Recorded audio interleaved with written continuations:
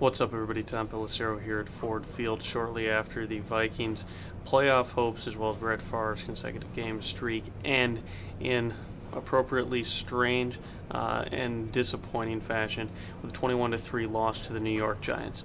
This ended the Vikings' playoff hopes, but in a way, this is one of those games that may have been the best thing that possibly could have happened to the Vikings looking forward.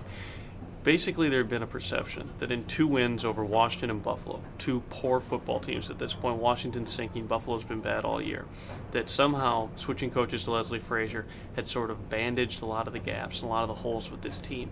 Games like this exposed exactly why the Vikings and whoever ends up being their next coach and their next personnel guru have a ton of work to do. Tarvaris Jackson was terrible in this game. He looked exactly like the type of quarterback who was seen at his low points in his career as a starter, looking a little bit like the Tarvaris Jackson who was so bad in that playoff game against Philadelphia.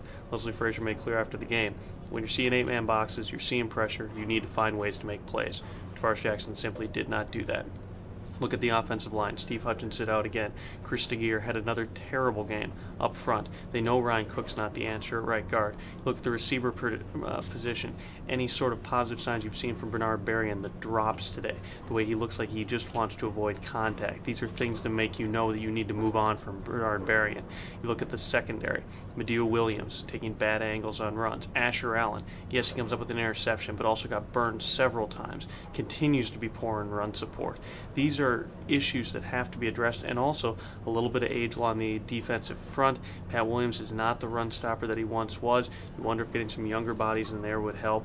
All of the above just contribute to the fact that this team was not a good football team this year. 0-8 against good teams, or what I would consider to be average to good teams in the league. Haven't beaten a good team all season. That's the mark of a bad team.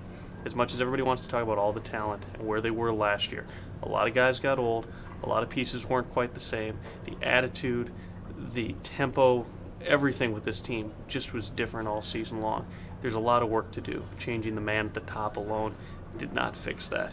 Be back hopefully at Eden Prairie tomorrow to catch up with Leslie Frazier and everybody else as the Vikings attempt to turn the page from this awful, awful game to next week's game against the Chicago Bears, which God only knows where that game will be played. See ya.